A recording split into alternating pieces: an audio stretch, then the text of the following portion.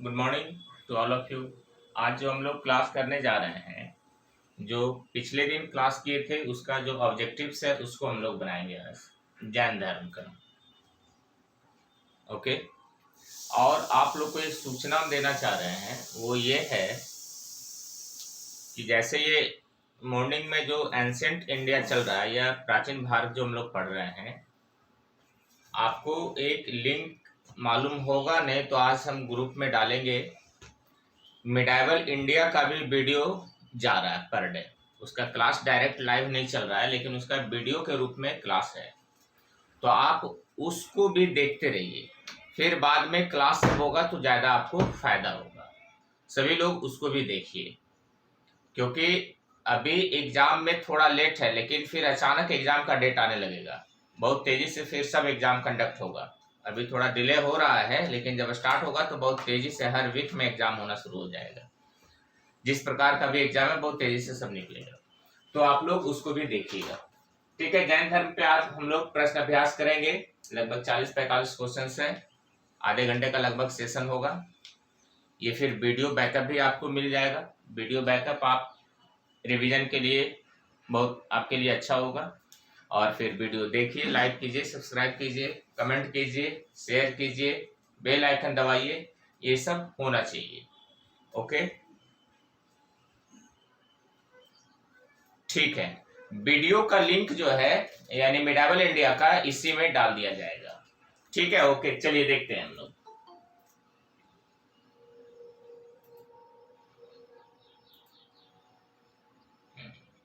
कल थोड़ा सा कुछ इंपॉर्टेंट चीज छूट गया था, तो उसको अभी हम लोग पूरा कर लेंगे। कुछ प्रमुख तीर्थकर, जैसा कि कल हम लोग 24 तीर्थंकर देखे थे, उसमें से कुछ प्रमुख तीर्थंकर और उनके जो चिन्ह है, उनसे संबंधित जो चिन्ह है उसको भी याद रखना है। जैसा कि आपको बोर्ड पे नजर आ रहा है, तीर्थंकर और प्रत्येक चिन्ह, उनके प्रत्येक चिन्ह भी है। तो ऋषभ देव जो पहला तीर्थंकर है, उनको बैल याद रखिएगा। पहला तीर्थंकर ऋषभ देव को बैल का प्रतीक चिन्ह है ना। दूसरा अजीतनाथ, इनको हाथी का। और फिर संभवनाथ अश्व का। ये तीन याद रखिए, इंपॉर्टेंट है। ये तीन आपको याद रखना चाहिए। ठीक है। ऋषभ देव, इन्हीं को आदिनाथ भी कहते हैं। अजीतनाथ और संभवनाथ, इन तीनों का बैल, हाथी, अश्व। अश्व मीन्स यहाँ पे घोड़ा। ठीक है। ओके। इसके बाद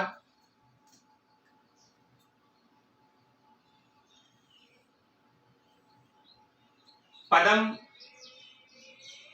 प्रभ, इनको कमल का प्रतीक चिन्ह है। सुपार्श्वनाथ, पार्श्वनाथ के बारे में जब हम लोग जानेंगे तो एक सुपार्श्वनाथ का भी याद रख लेते हैं। स्वास्तिक का चिन्ह है इनको। मलिलनाथ, कलश का। लेकिन शुरू का 3 वाला याद आपको रखना जरूरी है। बैल, हाथी, अश्व। ऋषभ देव का, अजीतनाथ का और संभवनाथ का। ऋषभ देव का जहां बैल है, वहीं अजीतनाथ का हाथी है और वहीं संभवनाथ का अश्व है। वो 3 आपको याद रखना जरूरी है। एक सुपार्श्वनाथ का भी याद रखिए। इनका जो है स्वास्तिक का चिन्ह है। स्वास्तिक का चिन्ह ये स्वास्तिक का चिन्ह। ठीक है। आगे देखते हैं। पार्श्वनाथ और महावीर स्वामी, ये 2। सर्प और महावीर स्वामी को सिंह। बस 6 ठो याद रखना है। ऋषभ देव जो शुरू में बैल, अजीतनाथ हाथी, संभवनाथ अश्व, सुपार्श्वनाथ स्वास्तिक, पार्श्वनाथ सर्प सांप, और जो लास्ट तीर्थंकर हुए महावीर स्वामी सिंह। ये जरूर इतना याद रखिएगा। 2 यहाँ, बीच में एक सुपार्श्वनाथ का स्वास्तिक और शुरू का 3 का आपको याद रखना है। ओके, आगे चलते हैं। कुछ और इंपॉर्टेंट चीज है, एक इसको भी याद रखिएगा। जैन साहित्य या जैन धर्म से संबंधित जो संकलित पुस्तकें हैं, उसके रचनाकार कौन है ये भी जानना है आपको। जैन ग्रंथ देखिए, एक साइड आपको दिया गया है, दूसरा रचनाकार। तो पहला हम लोग देखते हैं कल्प सूत्र, बहुत ही इंपॉर्टेंट। कल्प सूत्र भद्रबाहु, कल भद्रबाहु के बारे में थोड़ा सा हम लोग जाने थे। परिशिष्ट परवन हेमचंद्र, कल हम लोग इसके बारे में पढ़ चुके हैं। फिर एक बार रिवीजन के तौर पर, सब इंपॉर्टेंट है, सब इंपॉर्टेंट है, रचना वाला में सब याद कर लीजिए, सब इंपॉर्टेंट है। स्याद वाद मंजरी, मलिल सेन, स्याद वाद मंजरी के लेखक हैं मलिल सेन। द्रव्य संग्रह नेमीचंद्र। कोशिश कीजिए कि ये दोनों तो बहुत इंपॉर्टेंट है, ये तो आपको याद रखना ही है। इधर नहीं भी याद रखते हैं तो चलेगा, लेकिन शुरू का ये दोनों याद रखिएगा। फिर आगे देखते हैं।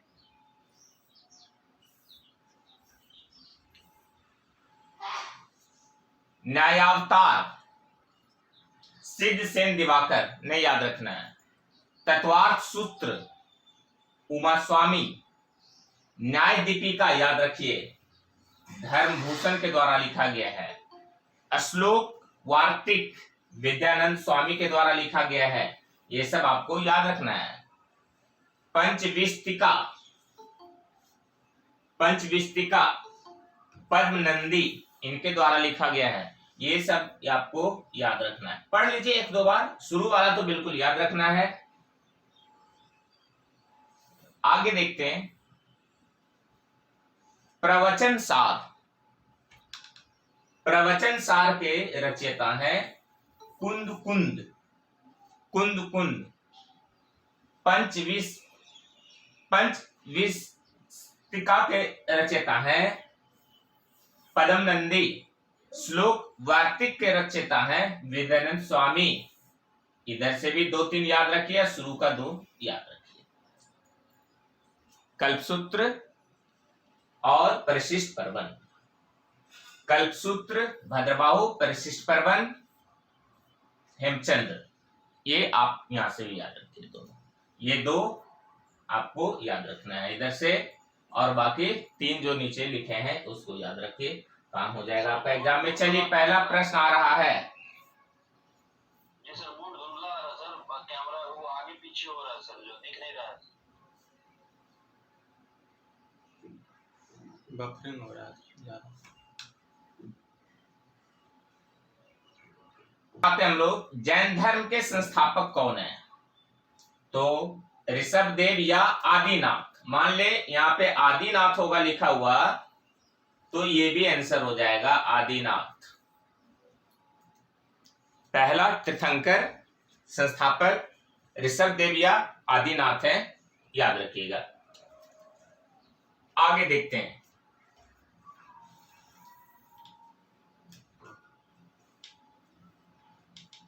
थोड़ा सा डिस्क्रिप्शन भी है, हम लोग पढ़ते हैं।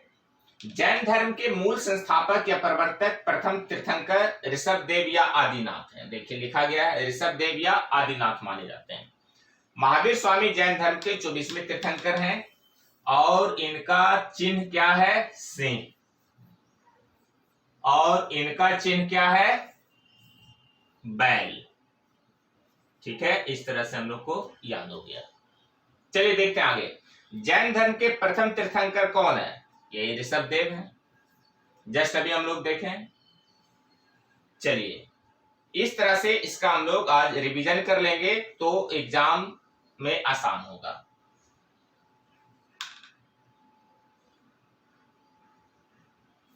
अगला प्रश्न है, जैन तीर्थंकर पार्श्वनाथ निम्नलिखित स्थानों में से मुख्यतः किससे संबंधित थे? वाराणसी से। ये वाराणसी काशी से आते थे, वाराणसी काशी से।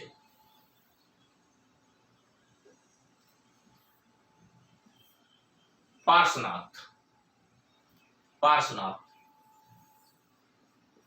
पार्श्वनाथ बहुत ही फेमस, झारखंड के पारसनाथ के समीप पहाड़ी पे मंदिर वगैरह जैन मुनि का देखने को मिलता है, उसके बारे में यहाँ पे लिखा हुआ है। पार्श्वनाथ 23वें तीर्थंकर।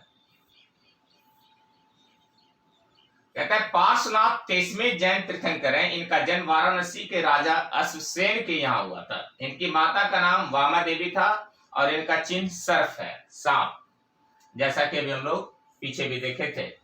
तो ये याद रखना है। और वाराणसी में जन्म हुआ था बस इतना ही काफी है। ठीक है, 23वें तीर्थंकर है। अगला प्रश्न पे आते हैं। सूची 1-2 मिलाना है आपको। तीर्थंकर और प्रतिमा लक्षण, जैसा कि अभी हम लोग देखे, सर्प पार्श्वनाथ का सर्प है, अश्व संभवनाथ का अश्व है, आदिनाथ जो पहला है, देखिए ऋषभ देव या आदिनाथ, वृषभ या बैल, तो मलिलनाथ अपने आप निकल जाएगा, जल कलश। इस प्रकार से होगा, ए का 1, बी का 4, ए का 1, बी का 4, सी का 3, यानी आंसर ए आ जाएगा, और डी का 2, आंसर देखिए ए निकल करके आएगा। क्लियर है, याद हो गया आपको? चलिए इसका आंसर हम लोग ए देंगे। देखिए ए आया हुआ आंसर है, ए आ गया आंसर इसका, ए। फिर से एक बार इस पे हम लोग ध्यान देंगे आगे। देखिए यहां लिखा हुआ है आदिनाथ का वृषभ, वृषभ कोई बैल बोलते हैं, बैल। मलिलनाथ जल कलश, पार्श्वनाथ सर्प जो वाराणसी में इनका जन्म, 23वें तीर्थंकर, और संभवनाथ अश्व जो तीसरा तीर्थंकर है, संभव तीसरा तीर्थंकर है, और आदिनाथ या ऋषभ देव पहला तीर्थंकर है। चलिए तो इस प्रकार से हम लोग बना रहे हैं, आगे बढ़ रहे हैं। ओके, आगे का प्रश्न है, महावीर स्वामी का जन्म कहां हुआ था? ये तो कल बहुत चर्चा का विषय रहा, बिहार। चलिए तो महावीर स्वामी का जन्म दिख रहा होगा, देखिए कितना बार बीपीएससी में पूछा है। महावीर स्वामी का जन्म बिहार के कुंडल ग्राम में हुआ था, वैशाली, कुंडल ग्राम वैशाली। महावीर स्वामी जो 24वें तीर्थंकर हैं, और इनका चिन्ह है सिंह। इनका जन्म 599 ईस्वी पूर्व में कुंडल ग्राम वैशाली में हुआ था। चलिए देखते हैं, इनके पिता सिद्धार्थ थे, कल हम लोग इस पर चर्चा कर चुके हैं। महावीर स्वामी का जन्म कुंडल ग्राम या कुंडलपुर वैशाली के निकट लगभग 599 ईस्वी पूर्व में हुआ था। माता त्रिशला वैशाली के लिच्छवी गणराज्य के प्रमुख चेटक की बहन थे। चेटक, कई चेतक सब एक ही है, ठीक है, यानी गणराज्य के प्रमुख चेटक मामा हुए महावीर स्वामी के। चलिए आगे देखते हैं।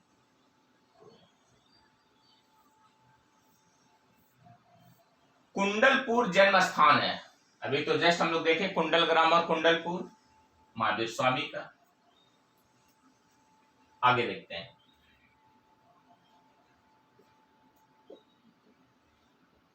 अगला प्रश्न है, महावीर जैन की मृत्यु निम्नलिखित में से किस नगर में हुई? पावा में, पावापुरी, पावापुरी जो कि वर्तमान समय में नालंदा डिस्ट्रिक्ट के अंतर्गत आता है, पावापुरी।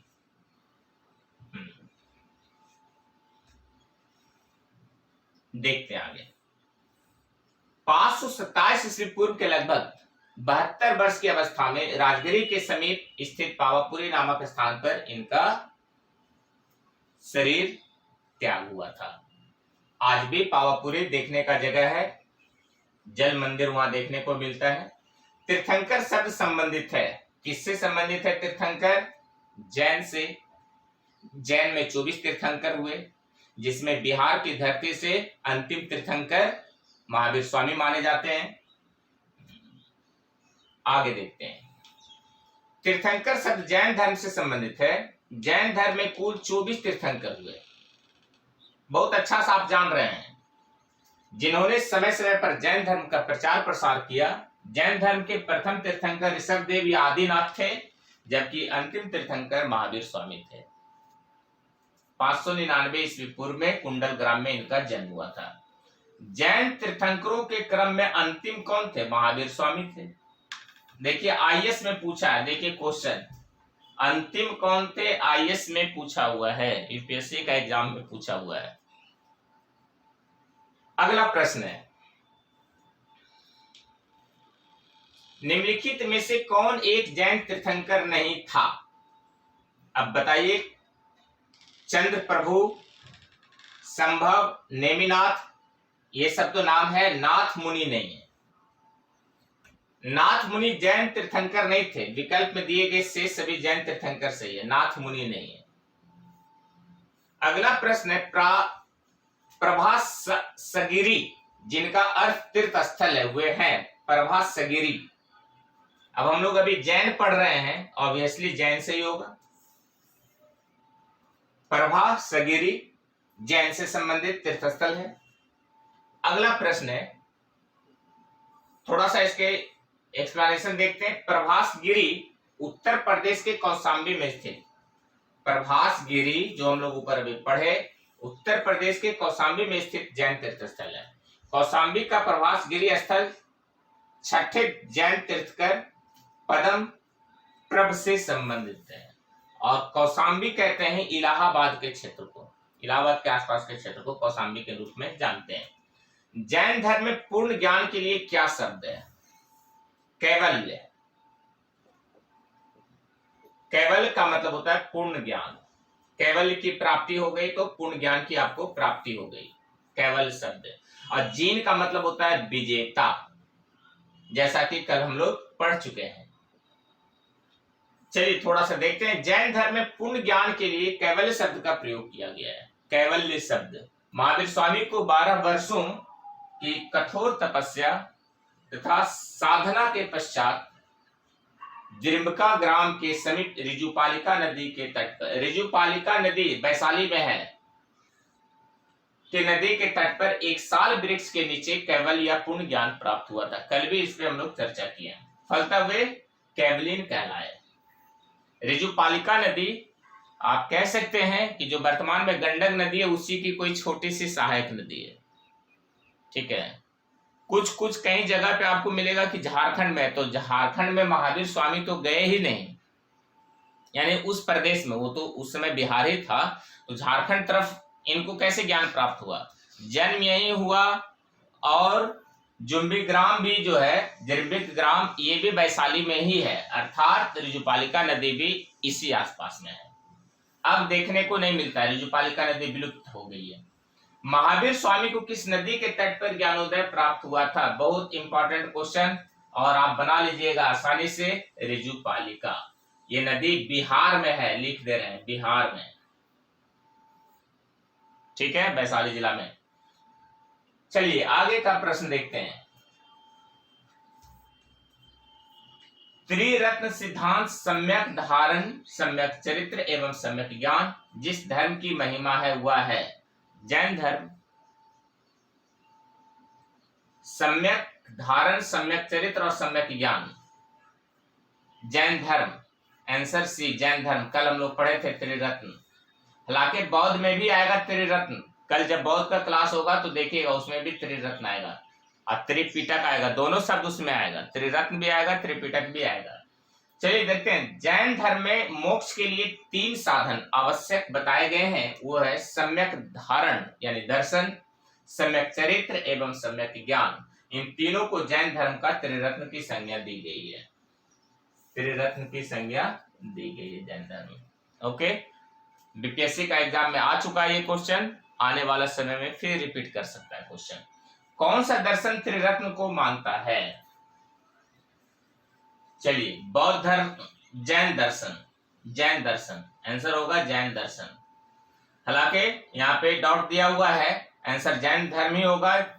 जैन धर्म या जैन दर्शन में मोक्ष के लिए 3 साधन आवश्यक बताए गए, यही त्रिरत्न है, सम्यक दर्शन, सम्यक ज्ञान और सम्यक चरित्र। इन तीनों को जैन धर्म में त्रिरत्न की संज्ञा दी गई है, स्पष्ट है। हालांकि बुद्ध में भी देखिए आ गया, बौद्ध धर्म में भी है, बुद्ध, धम्म और संघ, ये त्रिरत्न है तीनों बौद्ध धर्म का, याद रखिएगा। यहाँ पे सम्यक दर्शन, सम्यक ज्ञान और सम्यक चरित्र है, और यहाँ पे बौद्ध है, धम्म है और संघ है, ये बौद्ध का त्रिरत्न है, ठीक है। त्रिपिटक वो अलग है और ये बौद्ध का त्रिरत्न है। चलिए आगे देखते हैं, बौद्ध का दर्शन माना जाता है यहाँ पे, कल फिर इस पे हम लोग चर्चा करेंगे। अनुव्रत सिद्धांत का प्रतिपादन किया था जैन धर्म ने। गृहस्थों के लिए, है ना, जो गृहस्थ जीवन में थे उनके लिए। ओके, आगे देखिए, आईएएस में पूछा हुआ है, जैन धर्म में पंच महाव्रत अहिंसा, सत्य, ब्रह्मचर्य, अस्तेय एवं अपरिग्रह व्यवस्था की गई है। इसके अलावा जैन धर्म में गृहस्थों के लिए पंच महाव्रत अनुव्रत रूप में व्यवहृत हुआ है, क्योंकि संसार में रहते हुए इन महाव्रतों का पूर्ण पालन करना संभव नहीं है, इसलिए आंशिक रूप से इनके पालन के लिए कहा गया है। अहिंसानुव्रत, सत्यानुव्रत, अस्तेयानुव्रत, ब्रह्मचर्यानुव्रत और अपरिग्रहानुव्रत, यही है हमारा जैन धर्म का अनुव्रत। ओके, चलिए आगे देखते हैं। स्यादवाद सिद्धांत है, कल हम लोग पढ़े थे स्यादवाद, जैन धर्म का स्यादवाद सिद्धांत है। महावीर स्वामी जैन धर्म के 24वें तीर्थंकर थे। इन्होंने वेदों की अपरुष्यत स्वीकार करने से इनकार कर दिया, यानी वेद ही सर्वश्रेष्ठ है ये स्वीकार नहीं किए, जीन सर्वश्रेष्ठ है ये स्वीकार किए थे, कर दिया, तथा धार्मिक सामाजिक रूढ़ियों एवं पाखंडों का विरोध किया। उन्होंने आत्मवादियों तथा नास्तिकों के एकांतिक मतों को छोड़कर बीच का मार्ग अपनाया, जिसे अनेकांतवाद या स्यादवाद कहा गया है। स्यादवाद को सप्तभंगी न्याय के नाम से भी जाना जाता है। यह ज्ञान की सापेक्षता का सिद्धांत है। ज्ञान की सापेक्षता का सिद्धांत ही स्यादवाद है। वेद सर्वश्रेष्ठ नहीं है। महावीर स्वामी ने जीन को सर्वश्रेष्ठ या विजेता को सर्वश्रेष्ठ बताया। बौद्ध धर्म में यही सर्वश्रेष्ठ है। ठीक है, तो यही स्यादवाद जो है बीच का एक रास्ता है। आगे स्यादवाद संबंधित है जैन धर्म से, अभी जस्ट हम लोग देखें जैन से संबंधित है। जैन दर्शन के अनुसार सृष्टि की रचना एवं पालन पोषण सार्वभौमिक विधान से हुआ है, सार्वभौमिक सत्य से हुआ है, सार्वभौमिक आस्था से हुआ है, सार्वभौमिक आत्मा से हुआ है। तो जैन धर्म के अनुसार सृष्टि की रचना और पालन पोषण सार्वभौमिक विधान से हुआ है, ये याद रखिएगा। सार्वभौमिक विधान भी आइए, सार्वभौमिक विधान से हुआ माना गया है सृष्टि की रचना। और ये देखिए आईएएस का एग्जाम में आया हुआ है 2011 में। आगे देखते हैं। जैन दर्शन के अनुसार समस्त विश्व जीव तथा अजीव नामक दो नित्य एवं स्वतंत्र तत्वों से मिलकर बना है। समस्त जो विश्व है, जीव तथा अजीव नामक दो नित्य स्वतंत्र तत्वों से मिलकर बना है। जीव चेतन तत्व है, जो जीव है हम लोग चेतन तत्व, जबकि अजीव अचेतन तत्व है ना। यह अचेतन तत्व का जड़ है। यहाँ जीवन से तात्पर्य उपनिषदों की सार्वभौमिक आत्मा से ना होकर व्यक्तिगत आत्मा से है। जैन मतानुसार आत्माएं अनेक होती हैं तथा सृष्टि के कण कण में जीवों का वास है, अतः विकल्प ए सही है। विकल्प ए सही है। सार्वभौमिक विधान से हुआ है सृष्टि की रचना। चलिए आगे देखते हैं। अनेकांतवाद निम्नलिखित में से किसका क्रोध सिद्धांत एवं दर्शन है? अनेकांतवाद ये भी जैन का है, जैनिज्म का है। कल हम लोग पढ़े थे अनेकांतवाद। अनेकांतवाद जैन धर्म का क्रोध सिद्धांत एवं दर्शन है। इसे सप्तभंगी सिद्धांत भी कहते हैं। अभी हम लोग ऊपर देखे भी हैं, देखिए यहाँ पे एक बार फिर से इसको देख सकते हैं आप।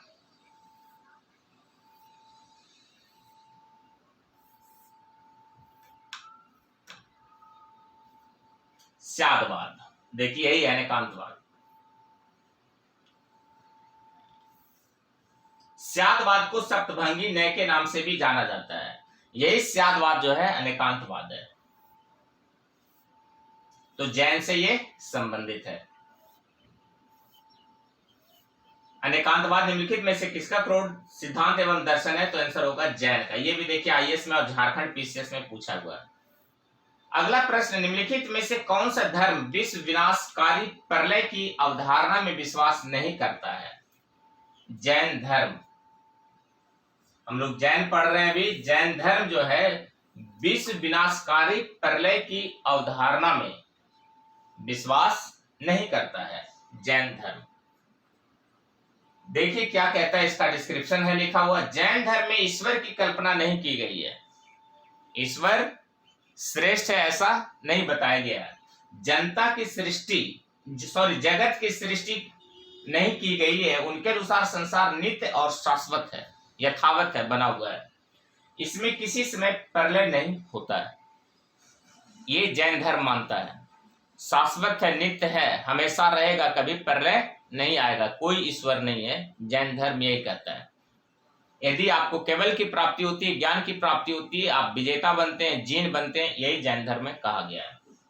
आगे, जैन धर्म का आधारभूत बिंदु है कर्म निष्ठा, अहिंसा, विराग। कोई भी धर्म होगा तो अहिंसा का बात करेगा ही, इसलिए इसका भी आंसर अहिंसा होगा। अहिंसा जैन धर्म का आधारभूत बिंदु है। जैन धर्म में सम्यक चरित्र के अंतर्गत परिवर्जकों अथवा तापसों के लिए अहिंसा, सत्य, अस्तेय, ब्रह्मचर्य एवं अपरिग्रह नामक 5 महाव्रत की व्याख्या की गई है। हालांकि अनुव्रत का भी इसमें व्याख्या है। चलिए, यापनीय किसका एक संप्रदाय था? यापनीय, जैन धर्म का एक संप्रदाय को यापनीय भी कहा गया है। यापनीय, बीबीआई रखिए, ये सब एक आपको ऐसा क्वेश्चन आ जाता है कभी एग्जाम में जो पढ़े नहीं होते हैं। कल हम लोग ये नहीं पढ़े हैं। यापनीय किसका एक संप्रदाय है? तो जैन का ही है। यापनीय संप्रदाय का संबंध किस धर्म से है? जैन से है। यापनीय जैन धर्म का एक संप्रदाय था जिसकी उत्पत्ति यद्यपि दिगंबर संप्रदाय से हुई थी। दिगंबर, श्वेतांबर कल बताया गया था। दिगंबर जो दक्षिण चले गए और जो नग्न अवस्था में रहते हैं, तथापि ये कतिपय श्वेतांबर मान्यताओं का भी पालन करते थे, यानी बीच की कड़ी है वो। दिगंबर और श्वेतांबर दोनों में यापनीय संप्रदाय जो जैन का एक संप्रदाय है विश्वास करता था। भारत की धार्मिक प्रथाओं के संदर्भ में स्थान कवासी संप्रदाय का संबंध किससे है? ये भी जैन से है। स्थान कवासी संप्रदाय ये भी जैन से ही है। हालांकि इस पे बहुत ज्यादा हम लोग को समय नहीं देना है, आगे देखते हैं। निम्नलिखित में से कौन सबसे पूर्वकालिक जैन ग्रंथ कहलाता है? पूर्वकालिक जैन ग्रंथ 14 पूर्व। 14 पूर्व प्राचीनतम जैन ग्रंथ है। अंतिम नंद राजा के समय में, नंद राजा के समय में संभूत विजय तथा भद्रबाहु जैन संघ के अध्यक्ष थे तथा ये ही महावीर द्वारा प्रदत्त 14 पूर्वों के विषय में जानने वाले अंतिम व्यक्ति थे।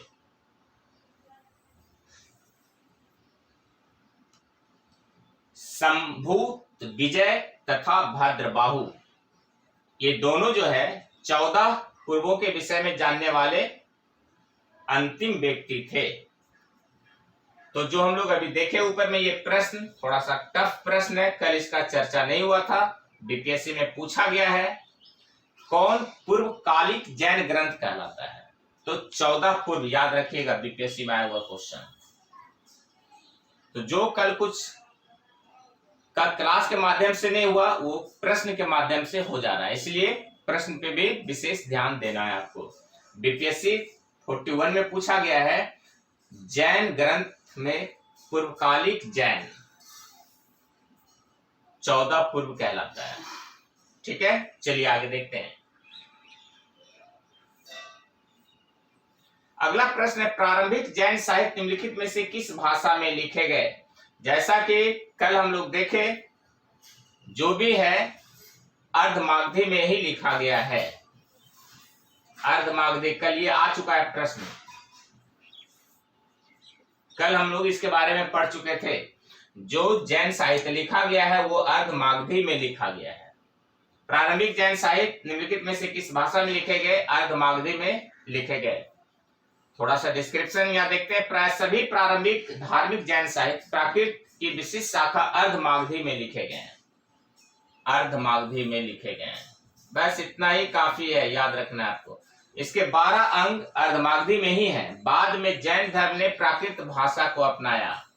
प्राकृत का ही है अर्धमागधी, ये भी याद रखिएगा। प्राकृत की विशिष्ट शाखा अर्धमागधी। चलिए आगे देखते हैं कि ईसा की 6ठी शताब्दी में गुजरात के वल्लभी नामक स्थान पर अंतिम रूप से संकलित किए गए जैन साहित्य। आज जैन साहित्य लगभग सभी भाषाओं में उपलब्ध है।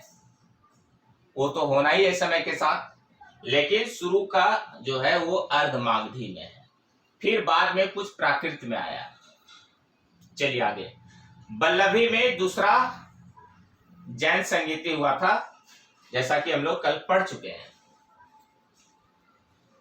आगे का प्रश्न है, निम्नलिखित में से कौन सा स्थल पार्श्वनाथ से संबंध होने के कारण जैन सिद्ध क्षेत्र माना जाता है? समेत शिखर, यही आंसर है। समेत शिखर ये पारसनाथ की पहाड़ी पर है। पारसनाथ की पहाड़ी पर समेत शिखर है। पार्श्वनाथ 23वें गुरु। चलिए देखते हैं आगे। पार्श्वनाथ जैन धर्म के 23वें तीर्थंकर थे, जिनका जन्म वाराणसी में महावीर स्वामी से 250 वर्ष पहले हुआ था। काशी के शासक इक्ष्वाकु वंशीय अश्वसेन उनके पिता थे तथा महारानी वामा उनकी माता। 30 वर्ष की आयु के बाद उन्होंने गृह त्याग कर अपना जीवन वैराग्य और तपश्चर्या में लगाया और वहीं से वो चले आए समेत पर्वत वाराणसी, ये पार्श्वनाथ में समेत पर्वत। पार्श्वनाथ का परिनिर्वाण समेत शिखर जो है पार्श्वनाथ के लिए 23वें गुरु के लिए 23वें तीर्थंकर के लिए जाना जाता है, समेत पर्वत। आगे देखते हैं। निम्नलिखित में से कौन सा आरंभिक जैन साहित्य का भाग नहीं है? थेरीगाथा, आचारांग सूत्र, सूत्रकृतांग और बृहत कल्प सूत्र। देखिए आईएएस का प्रश्न है, टफ है थोड़ा, हम लोग कल ये शब्द नहीं पढ़े हैं। आंसर यही है, थेरीगाथा। अब थेरीगाथा क्या है? वो बौद्ध साहित्य है, याद रखेंगे। थेरीगाथा एक बौद्ध साहित्य है। आगे का प्रश्न है, जैन संप्रदाय में प्रथम विभाजन के समय श्वेतांबर संप्रदाय के संस्थापक थे। स्थूलभद्र जो रह गए मगध में वो श्वेतांबर कहलाए, तो स्थूलभद्र इसके संस्थापक हो गए। स्थूलभद्र, ये आंसर होगा स्थूलभद्र। और दिगंबर के भद्रबाहु हो गए, जो दक्षिण की शाखा है। अगला प्रश्न है, देखिए थोड़ा सा डिस्क्रिप्शन है। आप जानते हैं कल ये सब पढ़ा दिया गया था, जो 12 वर्ष का दुर्भिक्ष या अकाल पड़ा था, उसमें से जो जैनिज्म साउथ चले गए, बाद में वो दिगंबर हो गए, जो यहाँ रह गए स्थूलभद्र के नेतृत्व में, वो श्वेतांबर कहलाए। भगवान महावीर का प्रथम शिष्य कौन था? जमाली, जो कि इनके दामाद भी बनते हैं। कल इस पे हम लोग चर्चा कर चुके थे। प्रियदर्शिका इनकी पुत्री से इनका शादी होता है और फिर बाद में ये विवाद भी खड़ा करते हैं। देखिए बीपीएससी क्वेश्चन आ चुका है ये। भगवान महावीर का जन्म क्षत्रिय सामंत सिद्धार्थ, इनके पिताजी सिद्धार्थ थे, के यहाँ 599 ईसा पूर्व में हुआ था। उनकी पत्नी का नाम यशोदा, उनसे एक प्रियदर्शना या प्रियदर्शिका इनकी एक पुत्री थी। उत्पन्न हुई उसी पुत्री का विवाह जमाली नाम के क्षत्रिय से हुआ था, जो बाद में महावीर स्वामी का अनुयायी बन गया या उनका प्रथम शिष्य था। महावीर का प्रथम अनुयायी कौन था? जमाली, सेम जो ऊपर क्वेश्चन है। किस जैन सभा में अंतिम रूप से श्वेतांबर आगम का संपादन हुआ? पाटलिपुत्रा में चंद्रगुप्त मौर्य के समय। चंद्रगुप्त मौर्य के समय श्वेतांबर आगम का संपादन हुआ, प्रथम जैन संगीति में। चंद्रगुप्त मौर्य के शासनकाल में पाटलिपुत्र में प्रथम जैन सम्मेलन आयोजित किया गया, जिसमें श्वेतांबर आगम का संपादन किया गया। चलिए आगे देखते हैं। अगला प्रश्न है, निम्न कथनों पर विचार करना है। विचार करने वाला कथन है, वर्धमान महावीर की माता लिच्छवी के मुख चेटक की पुत्री थी। गलत, बहन थी। गौतम बुद्ध की माता कोलिय राजवंश की राजकुमारी थी। ये तो सही है।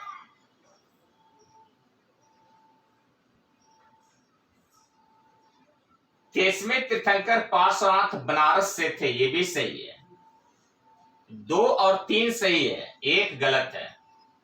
पुत्री नहीं होगा, यहाँ पे बहन थी। ये बहन होगा तो सही होगा फिर, तो ये गलत हो गया, ये सही है।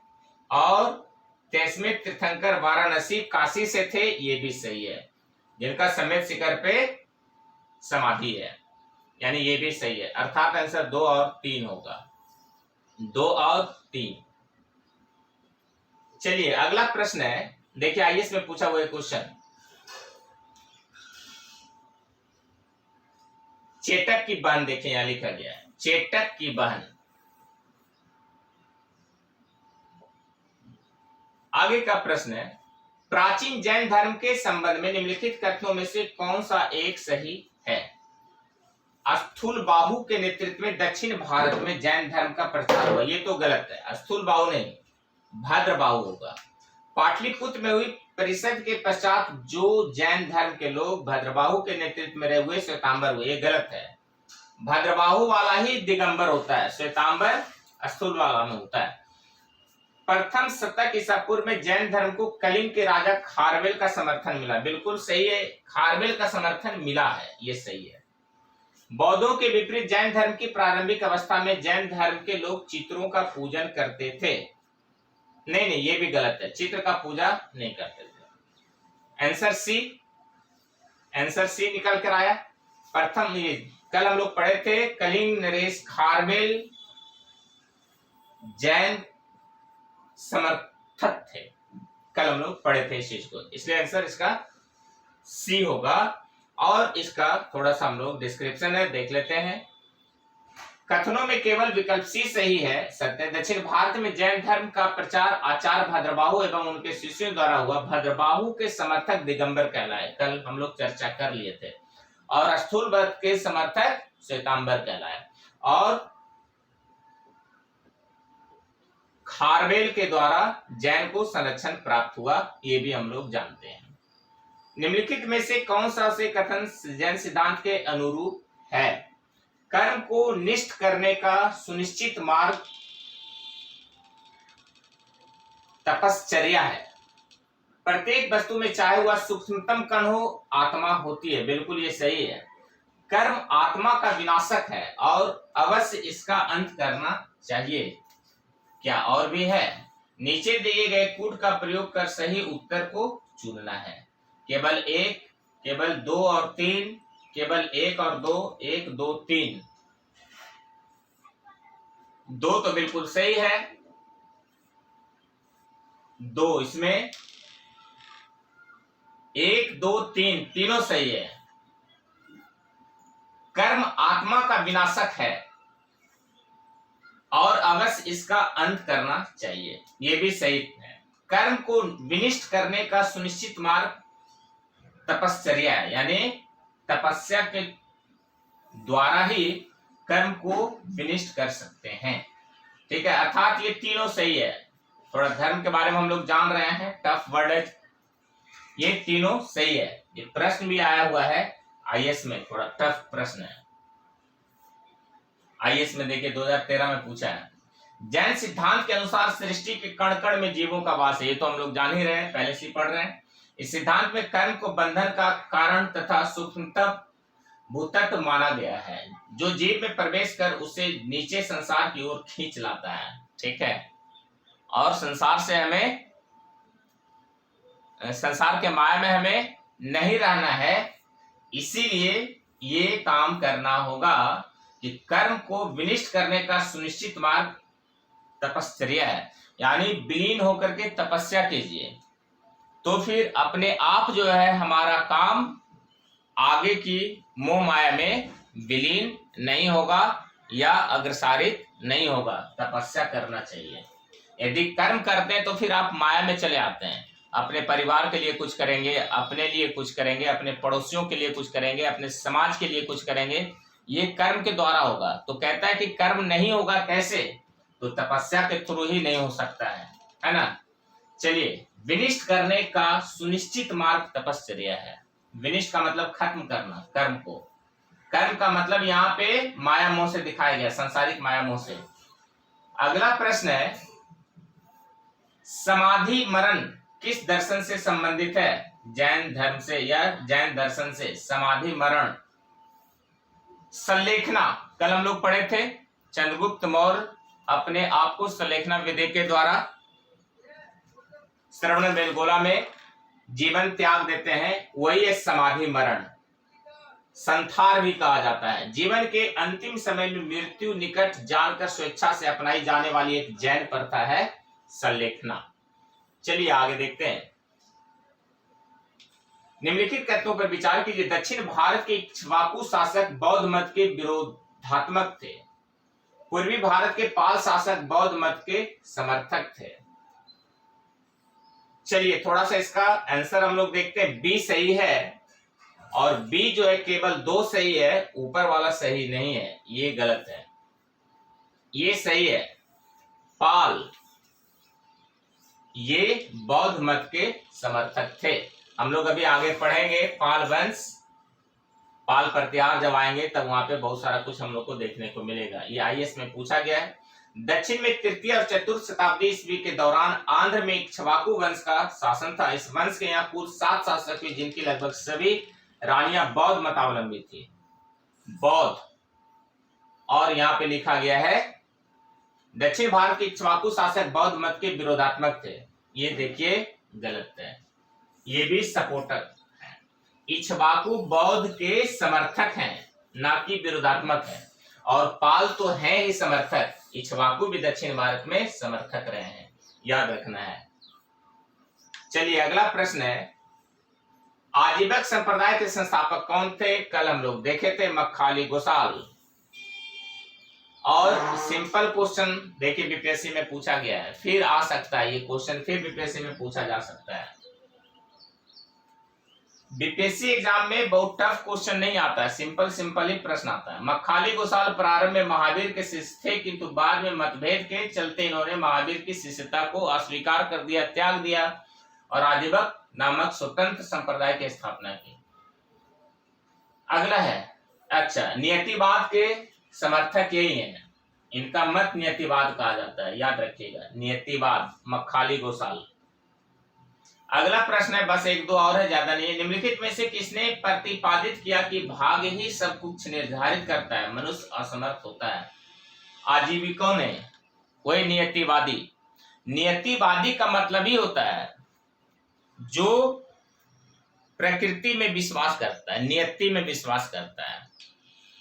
और संभववादी, भूगोल का ये टर्म अब बोल रहे हैं, नियतिवादी और संभववादी। संभववाद है जो मनुष्य अपने कर्म से कर सकता है, विश्वास करता है, उसको हम लोग संभववादी बोलते हैं। नियतिवादी जो नियत पे, प्रकृति पे विश्वास करता है। तो आजीवक लोग जो थे नियतिवादी थे। तो आजीविकों ने, जैसा कि अभी जस्ट हम लोग ऊपर देखे, नियतिवाद के समर्थक कौन है? आजीवक हैं। अगला प्रश्न है, संप्रदाय जो नियति की अटलता में विश्वास करता है, आजीवक। अगला प्रश्न है, सूची 1-2 को मिलाइए, आचार और सिद्धांत। आजीवक, शून्यवाद, पशुपत, जैन। भद्रबाहु, नागार्जुन, लकुलिस और गोसाल। चलिए, तो भद्रबाहु सी का 4, सी का 1 4 यहां निकल गया। शून्यवाद, थोड़ा सा इसको देखना होगा, हमें पूरा याद नहीं है, यहां पे देखते हैं क्या है आंसर। बी आंसर दिया है, 3 2 4 1। इसका आंसर नीचे भी दिया हुआ है, इसको यहां देख लेते हैं। लकुलिस, पाशुपत, नागार्जुन शून्यवाद, भद्रबाहु तो जैन है ही, दिगंबर, और गोसाल आजीवक, ये तो अभी आप देखेंगे, मखाली गोसाल, ये दो हम लोग को याद रखना है। नागार्जुन शून्यवाद है, ये भी इंपॉर्टेंट है, बहुत इंपॉर्टेंट है। भद्रबाहु तो जान ही रहे हैं, आजीवक जान ही रहे हैं, मखाली गोसाल, देखिए गोसाल लिखा हुआ है, मखाली गोसाल होता है, ठीक है। गोसाल से भी क्वेश्चन आपको बना देना है कि वो आजीवक है, और शून्यवाद नहीं बल्कि नियतिवाद, नियतिवाद, और शून्यवाद में नागार्जुन, और लकुलिश जो है वो पाशुपत में, पाशुपत संप्रदाय से, सिद्धांत से। बराबर की गुफाओं का उपयोग किसने आश्रय गृह के रूप में किया था? आजीविकों ने, जो नियतिवादी थे, है ना, अपने से तो कुछ कर नहीं सकते थे, तो जो गुफा है बराबर की गुफा, आज जहानाबाद डिस्ट्रिक्ट में पड़ता है, बिहार में ही, तो नियतिवादी लोग तो अपने से कुछ कर नहीं सकते थे, इसीलिए गुफा में घुसकर रहने लगे। बस याद रखने का अच्छा तरीका है ना। जो आजीवक संप्रदाय मखाली गोसाल जो स्थापना किया है, वो नियति पे, यानी कि अपने से तो कुछ बना नहीं सकता है, कर्मयोगी तो वो लोग होता नहीं है, इसीलिए गुफा में जाकर घुसकर रहने लगा। वही चीज है, बराबर की गुफाओं का उपयोग किसने किया? आजीविकों ने किया। चलिए आगे देखते हैं। थोड़ा सा समय ज्यादा लग रहा है। मौर्य युग में पर्वत गुफाओं को काटकर निवास स्थान बनाने की कला का पूर्ण विकास हुआ था, ठीक है। वही बराबर की गुफा है, आप जहानाबाद डिस्ट्रिक्ट में कभी घूम भी सकते हैं, घूमने का जगह। अशोक तथा उसके पौत्र दशरथ के समय में बराबर तथा नागार्जुनी पहाड़ियों को काटकर आजीविकों के लिए आवास बनाए गए थे। अशोक के समय बराबर पहाड़ी की गुफाओं में सुदामा की गुफा तथा कर्ण चौपड़ नामक गुफा सब प्रसिद्ध है। सुदामा की गुफा याद रखना है, बराबर पहाड़ी में है, और कर्ण चौपड़ भी बराबर की पहाड़ी में है। लास्ट क्वेश्चन, एक दो और है, ज्यादा नहीं है। उत्तर प्रदेश में बौद्ध एवं जैनियों दोनों की पवित्र तीर्थस्थली कौन है? तो आंसर होगा कौशाम्बी। चलिए अगला प्रश्न, इलाहाबाद के दक्षिण पश्चिम में लगभग 33 मील की दूरी पर स्थित कोसम नामक स्थान ही कौशाम्बी है। जैसा अभी बताया गया था, कौशाम्बी से तात्पर्य है इलाहाबाद के समीप का क्षेत्र, जो कि जैन और बौद्ध दोनों के लिए जाना जाता है। निम्नलिखित में से कौन एक कथन सही नहीं है? सरवनबेलगोला स्थित गोमतेश्वर की प्रतिमा जैनियों के अंतिम तीर्थंकर को दर्शाती है। भारत का सबसे बड़ा बौद्ध मठ अरुणाचल प्रदेश में है। खजुराहो के मंदिर चंदेल राजाओं द्वारा बनाए गए। वैश्लेश्वर मंदिर शिव को समर्पित है, यही गलत है। सरवनबेलगोला स्थित गोमतेश्वर की प्रतिमा जैनियों के अंतिम तीर्थंकर को दर्शाती है, ये गलत है, ये नहीं सही है।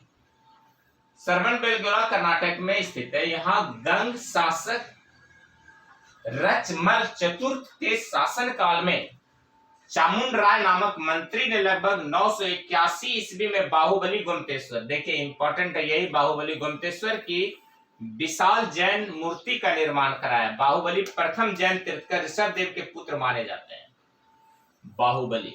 और हम लोग अभी जस्ट ऊपर देखे कि अंतिम तीर्थंकर गलत हो गया, ठीक है, और अन्य तीन सही है। बाहुबली सरवनबेलगोला में जो है, जो मंदिर है, वो ऋषभदेव या आदिनाथ के पुत्र माने जाते हैं, याद रखना है आपको। और बस लास्ट क्वेश्चन है, सरवनबेलगोला में गोमतेश्वर की विशाल प्रतिमा किसने स्थापित कराई थी? चामुंडराय, अभी जस्ट हम लोग देखे थे, चामुंडराय, इसका आंसर चामुंडराय है। ओके, और आज का क्लास फिनिश होता है लास्ट क्वेश्चन के साथ। यही लास्ट क्वेश्चन है। महान धार्मिक घटना महामस्तकाभिषेक निम्नलिखित में से किससे संबंधित है और किसके लिए की जाती है? तो ये जैन के लिए है, जैनियों के लिए महामस्तिका। और बाहुबली जो ऋषभदेव के पुत्र हैं, उन्हीं की प्रतिमा को लेकर के हर 12 वर्ष पर ये महामस्तकाभिषेक मनाया जाता है सरवनबेलगोला कर्नाटक में। चलिए, और आज का क्लास यहीं तक। Okay, that's it. कल हम लोग बौद्ध धर्म पढ़ेंगे।